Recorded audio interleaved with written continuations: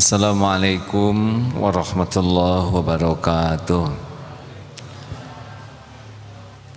Alhamdulillah ya Allah, alhamdulillahi rabbil alamin. Alhamdulillahilladzi anzala sakinah fi qulubil mu'minin liyajdadu imanan ma'a imanihim. Allahumma salli wa sallim wa barik ala sayyidina Muhammadin wa ala alihi wa ashabihi ajma'in. Allahumma a'inna ala zikrika wa syukrik wa husni ibadatik. Ya Allah, ya Rabbana, karuniakan kepada kami ilmu yang membuat kami yakin padamu, ilmu yang membuat diri kami patuh padamu, dan ilmu yang menyampaikan kami menjadi hamba yang pasrah. Amin ya rabbal alamin. Hadirin, kita harus meyakini bahwa di ruangan ini tidak hanya kita yang hadir, tapi pasti malaikat juga hadir, walaupun mata kita tidak melihatnya. Juga sangat boleh jadi ada jin Islam saudara kita juga hadir, hanya kita tidak melihatnya dan tidak perlu ingin melihatnya. Juga yang pasti hadir adalah setan terkutuk, karena dia memang bagian membisiki supaya kita salah niat, salah ucap, salah sikap. Tetapi semua itu ada dalam genggaman Allah yang maha hadir, yang maha dekat, Allah subhanahu wa ta'ala, yang maha menyaksikan, mendengar, maha tahu segala-galanya dengan sempurna setiap saat. Tidak ada yang lepas, tidak ada yang luput, tidak ada yang bisa lari dari pengetahuan Allah, genggaman Allah sekejap pun. Berbahagialah yang dikaruniai keyakinan seperti itu, sehingga dia akan sangat-sangat sibuk berlindung, sibuk meminta tolong, sibuk memohon kepada yang maha dekat dan maha menguasai segalanya. Boleh dikurangi reverbnya sedikit ya, efeknya ya. Ini efek seperti ini enaknya untuk ngaji, tapi untuk pidato sebaiknya dikurangi efek gemaknya. Kita mengkaji nomor 274. Silakan. Cek. Kajian Al-Hikam nomor 274. Bismillahirrahmanirrahim. Al-fikratu sirajul qalbi, fa idza dhahabat fala idha'ata lahu. Pikiran itu sebagai pelita hati, maka bila ia padam, maka tidak ada penerangan baginya.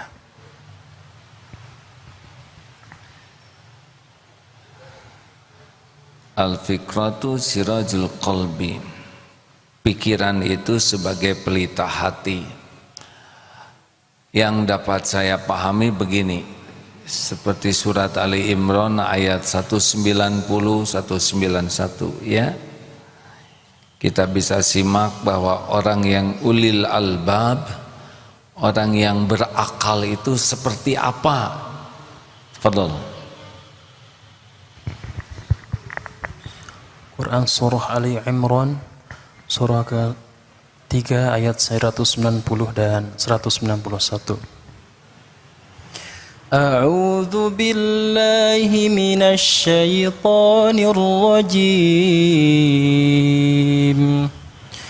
Inna fi khalqis samawati wal ardi wa ikhtilafi laili wan nahar la ayatin li ulil albab.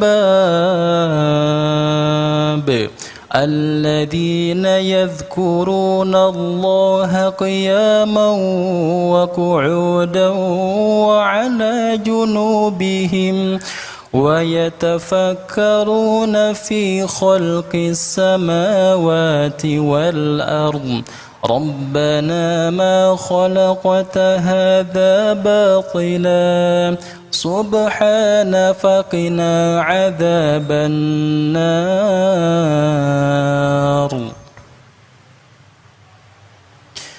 Sesungguhnya dalam penciptaan langit dan bumi dan pergantian malam dan siang terdapat tanda-tanda kebesaran Allah bagi kaum yang berakal, yaitu orang-orang yang mengingat Allah sambil berdiri, duduk, atau dalam keadaan berbaring, dan mereka memikirkan tentang penciptaan langit dan bumi seraya berkata, ya Tuhan kami, tidaklah Engkau menciptakan semua ini sia-sia. Maha suci Engkau, lindungilah kami dari azab neraka.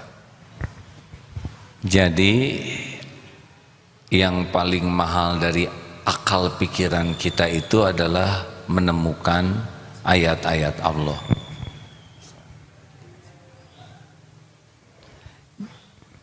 Jadi orang yang akalnya paling bagus itu inna fi khalqis samawati wal ardi wa ikhtilafil laili wan nahari la ayati li ulil albab alladzina yadhkurunallaha qiyaman wa qu'udan wa 'ala junubihim wa yatafakkaruna fi khalqis samawati wal ardi rabbana ma khalaqta hadza batila.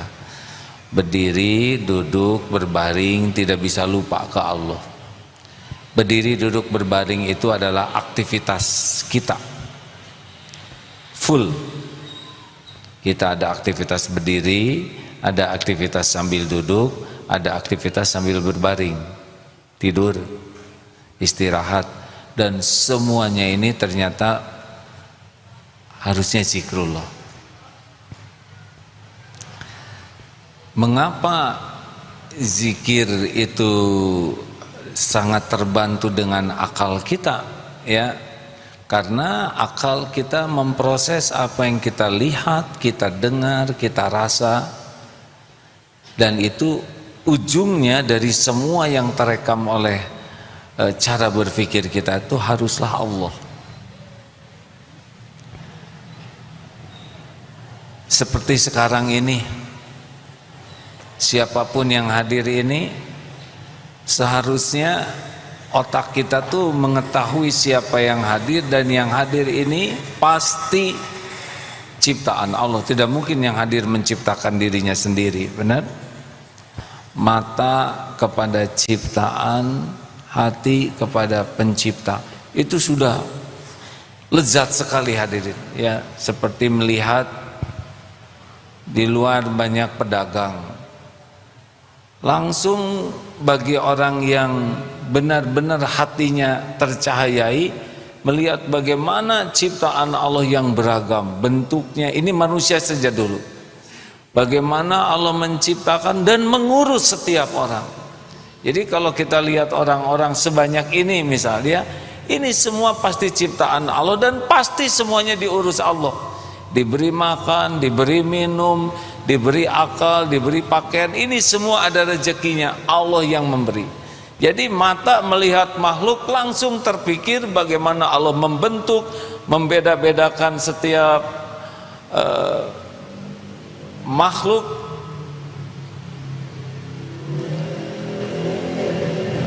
Membeda-bedakan bentuk makhluk. Bahkan katanya penemuan yang terakhir ini, sekarang jual beli itu tidak harus pakai tanda tangan, pakai gesek, tapi cukup dengan wajah. Dan walaupun pakai masker, ternyata bisa terdeteksi karena begitu banyak komponen yang bisa membedakan seseorang hanya dari mata dan sekitar mata ini. Mendengar informasi teknologi seperti ini, langsung ingat Allah yang mendesain mata, alis, titik-titik ini. Harusnya begitu hadirin. Lihat pedagang banyak, langsung terpikir bagaimana Allah mencukupi rezeki, mendatangkan rezeki ke si fulan, datang dari sana, dicukur di sini, bagaimana Allah memberi rezeki, di situ ban meletus, bagaimana Allah memberi makan kepada para penambal ban, di situ ada petugas sampah, bagaimana sampah bisa memberi makan, masuk ke Cihideng, banyak yang jualan aneka bunga, ada yang menjual pupuk, ada yang menjual rumput.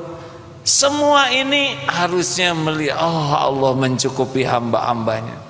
Lihat ikan, bagaimana ikan didesain oleh Allah dengan warna yang sangat indah, Masya Allah, dengan siripnya yang beragam, gerakannya. Mata kepada ikan, siapa yang menciptakan ini selain Allah? Ini ikan di kolam, tidak bisa kemana-mana. Ternyata ada yang datang membeli makanan ikan, dikirim ke sana, datang kepada ikan rezekinya.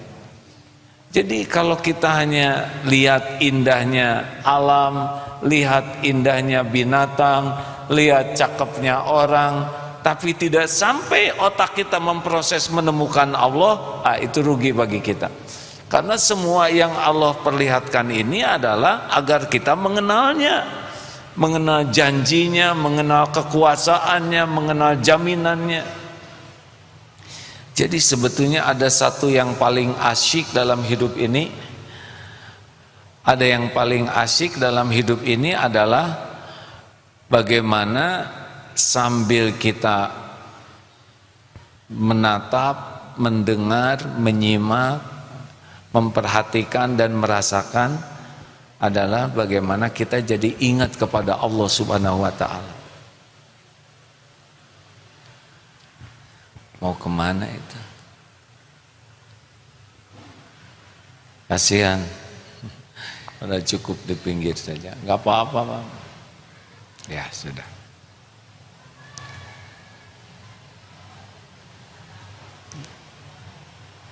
Istighfar. Astagfirullahaladzim. Jadi rekan-rekan sekalian, bagaimana sekarang kita melatih diri, kalau melihat sesuatu jadi ingat Allah, itu saja intinya.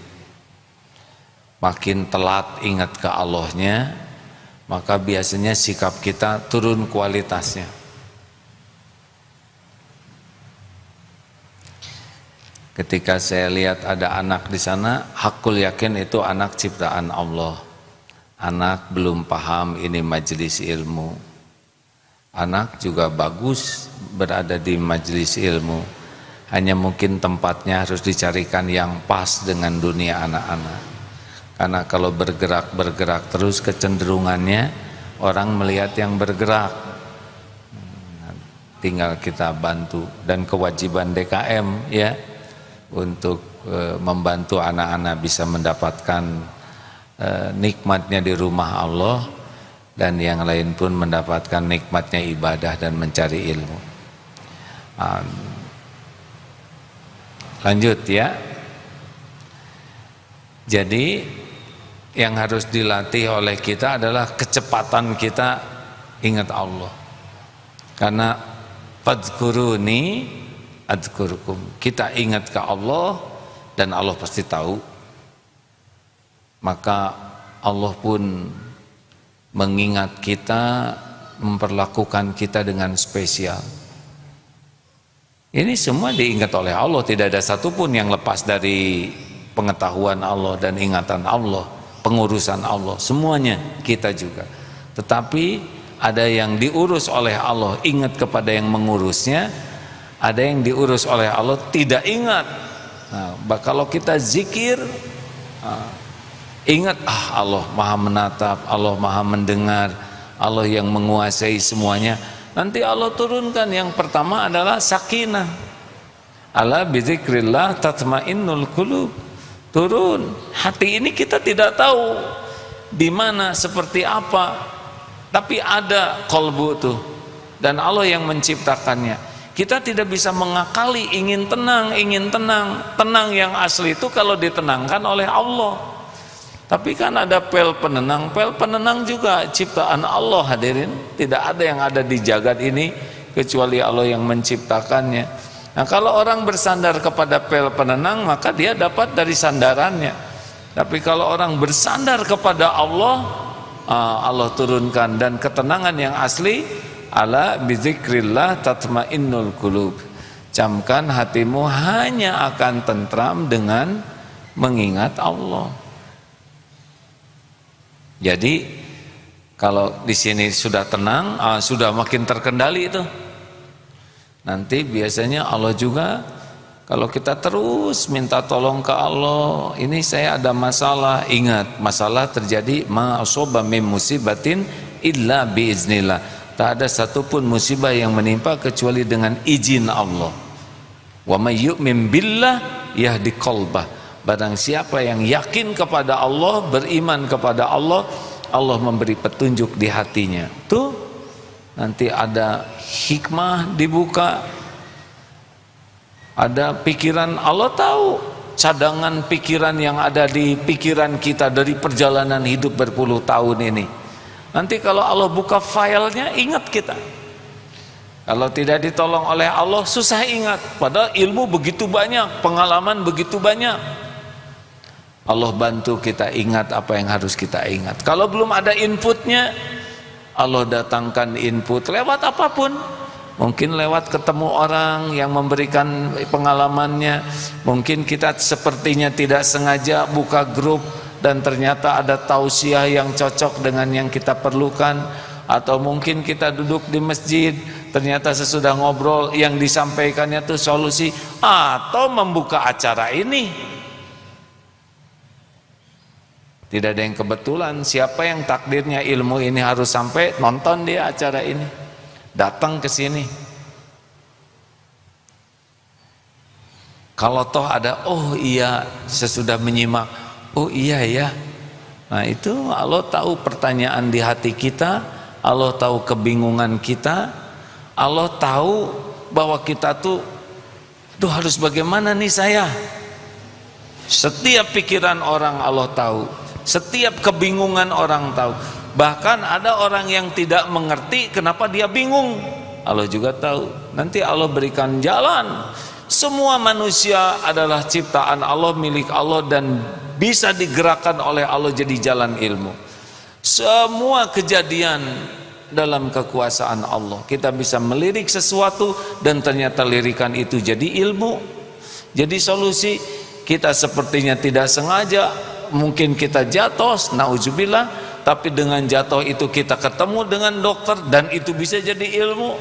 Betapa banyak kejadian yang mungkin tidak terbayangkan oleh kita tapi dirancang oleh Allah agar menjadi solusi, buah daripada zikrullah kita.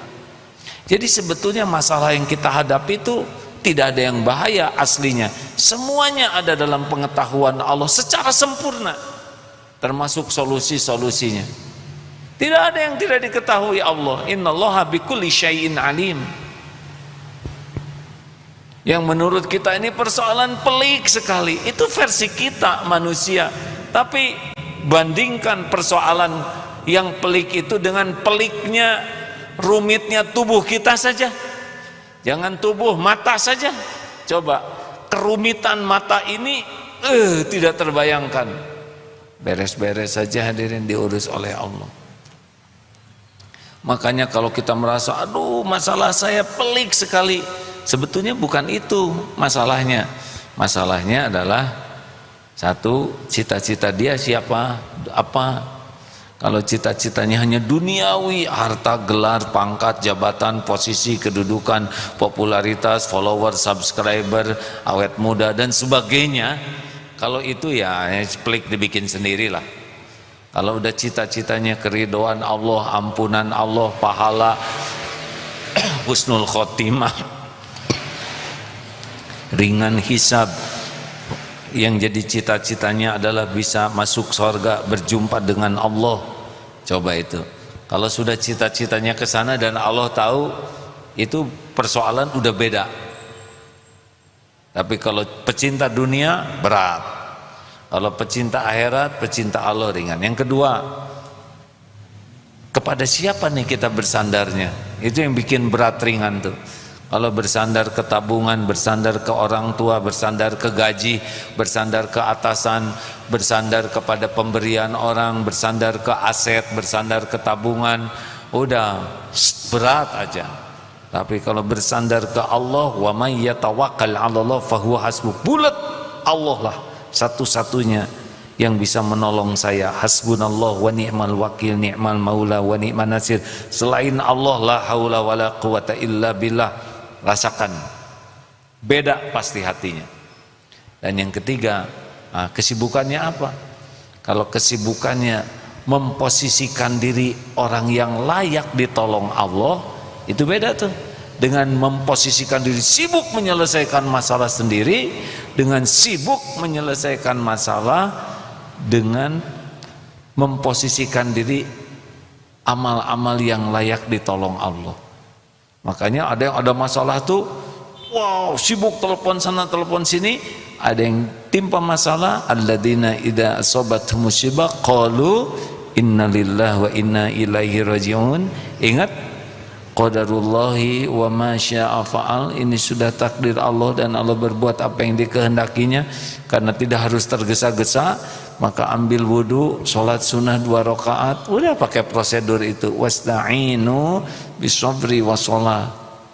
Kalau tidak emergensi harus kontak dokter dan sebagainya, ada waktu untuk sholat, sholat dulu itu. Tapi berapa banyak kita punya persoalan dan tidak sholat, tidak meluangkan dulu untuk sholat. Padahal Rasulullah SAW juga kalau kita ada hajat, dianjurkannya sempurnakan wudu dan sholat. Ayo, kalau ada masalah, apakah kita serius mengamalkan apa yang Allah sukai, atau sibuk telepon sana telepon sini? Misal, tidak sepenuhnya salah ya, harusnya kita coba. Sekali lagi, ada kalanya kita harus segera ya, tidak sempat sholat tapi pasti sempat doa dong, karena doa sambil bergerak bisa. Jadi ketika telepon ini sambil bicara dengan yang ditelepon, jangan lupa bicara juga kepada yang menguasai yang menelepon. Jadi masa aduh gimana, ya Allah, Allah mendengarkan percakapan ini, Allah tahu kejadian yang sebenarnya, Allah menguasai kejadian yang sedang terjadi. Boleh itu anaknya jatuh, telinga mendengar, tapi harus langsung ingat ini anak ciptaan Allah, jatuh dengan izin Allah, yang bisa menolong juga Allah, yang mengatur anak ini bisa selamat adalah Allah. Ini dengar ini laporan tentang anak jatuh, tapi tidak terputus dari Allahnya. Masya Allah. Contoh membangunkan anak mau sholat, bangun, apalagi pakai sepakan kaki itu ya, bangun, bangun. Kenapa harus begitu kan? Ini anak ciptaan Allah, milik Allah, amanah Allah, setiap saat dalam kekuasaan Allah. Allah menyaksikan orang tuanya seperti apa. Apa tidak lebih baik kita disaksikan oleh Allah, lebih kasih sayang? Boleh misalkan anak ini masih baru mau masuk remaja, nah bismillahirrahmanirrahim, ya Allah, hanya Engkau yang kuasa membangunkan anak ini. Belai rambutnya, bangun sayang, sudah waktunya sholat subuh. Insya Allah Allah bakal suka sama yang bangun. Tapi ke Allah, ya Allah, terimalah ya Allah, bangunkan anak ini. Ayo bangun. Allah melihat dan tidak sulit. Bandingkan dengan ngebangunin anak pakai guling, bangun, pakai bangun. Allah menyaksikan di mana kasih sayang kan? Haruskah seperti itu? Apalagi pakai kaki nyepaknya. Anak tuh mikir, ini teman saya sholatnya jelek tapi kok baik akhlaknya. Ini bapak saya, ibu saya sholatnya rajin tapi sepak-sepak begini. Allah yang kuasa membangunkan. Nah hadirin sekalian, jadi intinya otak ini akal pikiran ini adalah bekerja untuk terus menerjemahkan apa yang terekam oleh mata, telinga, tubuh ini diproses menjadi zikrullah. Dan sebetulnya itulah kerjaan kita yang utama. Apa yang bisa kita lakukan tanpa pertolongan Allah? Tolong jawab.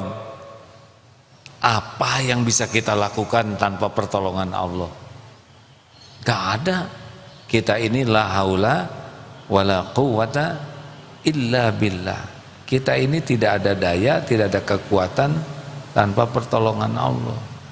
Toh banyak kita bisa berkumpul tanpa doa, orang baca berbuat tanpa doa, ya oleh Allah ditakdirkan berbuat, tetapi tidak ada nilai apa-apa. Ayolah hadirin, kita mikir menginginkan apapun harus minta ke Allah. Kita mikir takut mencemaskan apapun harus berlindung ke Allah. Karena cuma Allah lah satu-satunya pemilik, penguasa, penentu segala-galanya. Innallaha ala kulli syai'in qadir.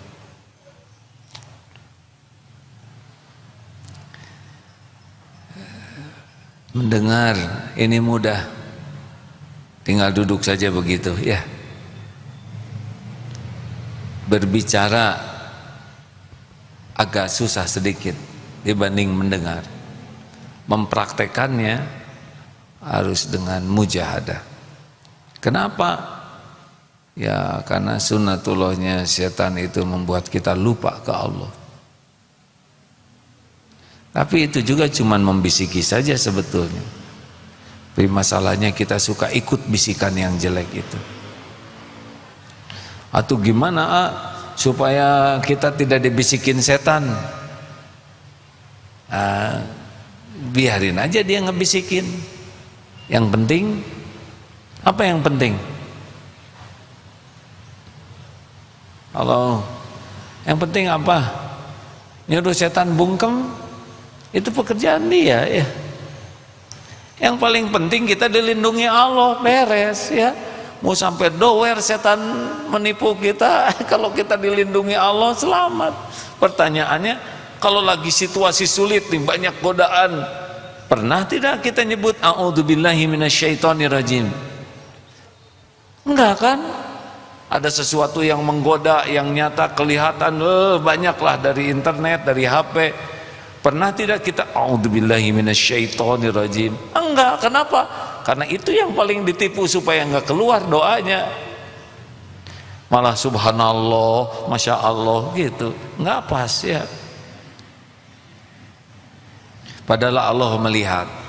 Allah melihat kita lagi lihat apa, buka situs apa. Allah tahu setiap lirikan mata kita.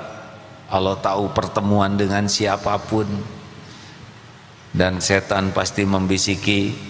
Harusnya kalau kita udah ada terasa nih, ini kegoda nih, ini bahaya nih buat nafsu.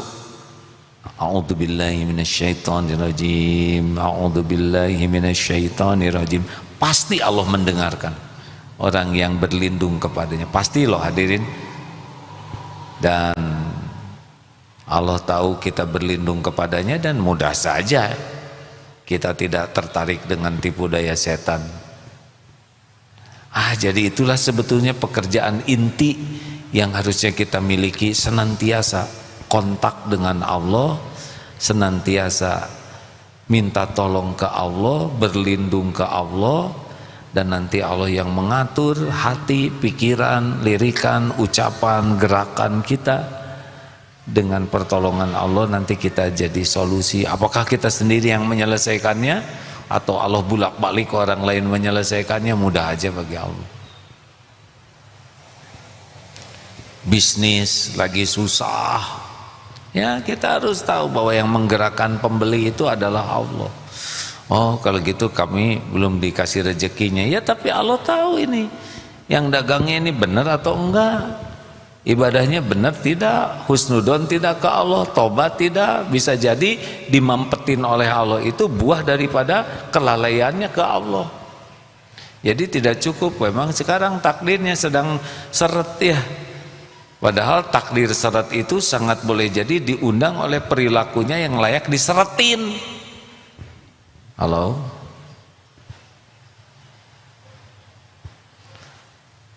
Tidak ada yang kebetulan hadirin. Ma khalaqta hadza batila.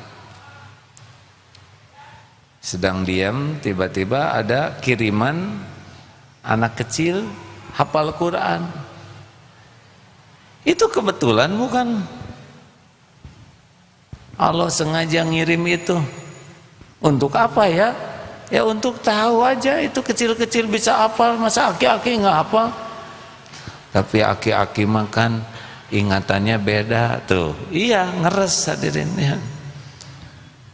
Orang hafal tidak hafal tuh dengan izin Allah. Kalau orang aki-aki tekadnya kuat dan Allah pasti tahu. Aki-aki ini nyebut aki-aki yang ngebayangin kakek-kakek, padahal saya juga kakek-kakek ini. Kakek-kakek tekadnya kuat dan yakin yang membuat hafal itu Allah, dan dia ingin menghafal, tidak ada urusan dengan status hafiz dari orang, tidak ada urusan ingin dikagumi orang sebagai hafiz, tapi urusannya dia ingin dapat syafaat dari Al-Quran. Jadi dia, aduh saya udah tua, saya belum tentu panjang umur, saya takut di akhirat tidak selamat, sedangkan Rasulullah menjanjikan Al-Quran itu menjadi syafaat. Saya ingin banyak baca karena bacaan nanti bisa meninggikan derajatnya di sorga. Tidak ada urusan dengan pujian orang, pengakuan orang. Allah pasti tahu itu. Ini orang menghafal Quran karena ingin diakui, ingin dipuji, atau ingin dekat dengan Allah. Nah itu kelihatannya yang menjadi syariat tuh. Kenapa ada kakek-kakek yang mudah hafal?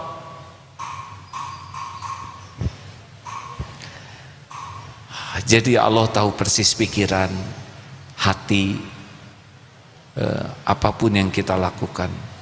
Wa huwa ma'akum aynama kuntum wallahu bima ta'maluna basyir. Dan dia Allah bersamamu dimanapun kau berada, dan Allah melihat apapun yang kau kerjakan. Khabirum bima ta'malun, dan Allah mengetahui dengan teliti apapun yang kita perbuat. Wa huwa alimum bidati sudur, dan Allah mengetahui apa yang dibisikkan di dalam hati kita. Masya Allah. Dan Allah mendengarkan apapun yang terucap. Rabbana taqabbal minna innaka antas sami'ul alim. Ya Allah, terimalah dari kami, sesungguhnya Engkau Maha mendengar dan Maha mengetahui.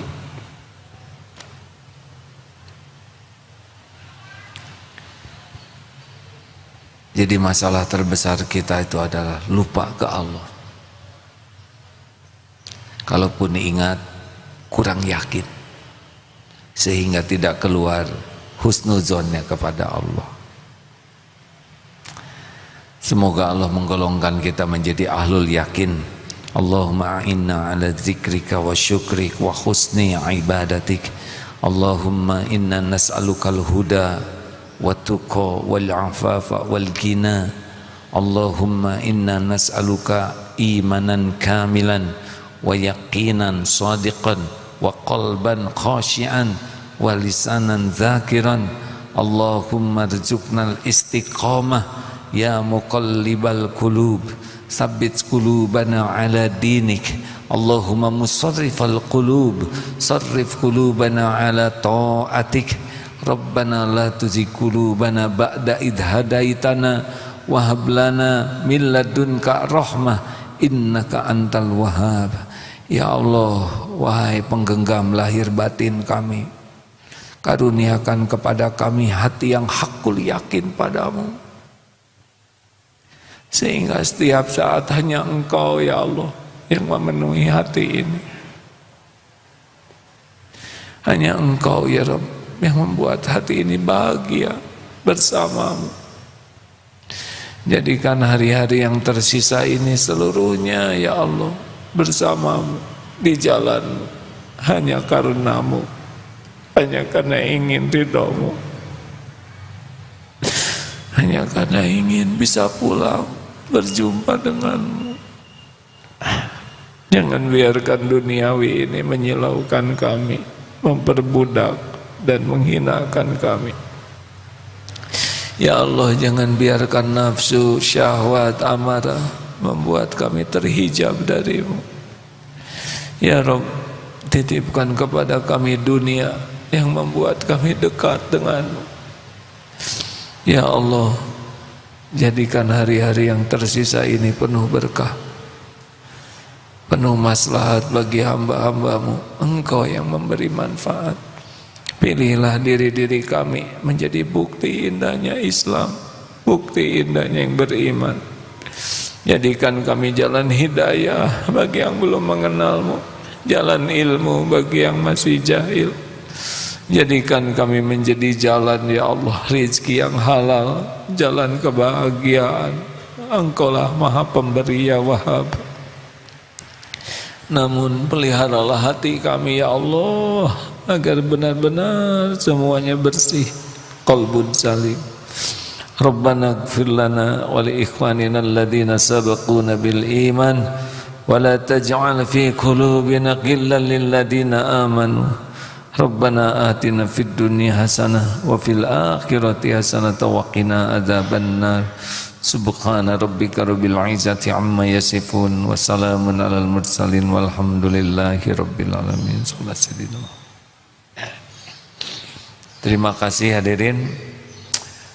Latihannya adalah selalu berzikir, ya Allah, Engkau menatapku, Engkau mendengar, Engkau maha dekat. Ya Sami, ya Bashir, ya Qarib. Engkau tahu isi hatiku ya Rabb. Engkau menyaksikan. Terus dilatih sehingga dimanapun, kapanpun selalu merasa Allah sedang menatap kita. Mudah-mudahan ditolong oleh Allah menjadi ahlul yakin. Subhanakallahumma bihamdik asyhadu an la ilaha illa anta astaghfiruka wa atubu ilaik. Assalamualaikum warahmatullahi wabarakatuh.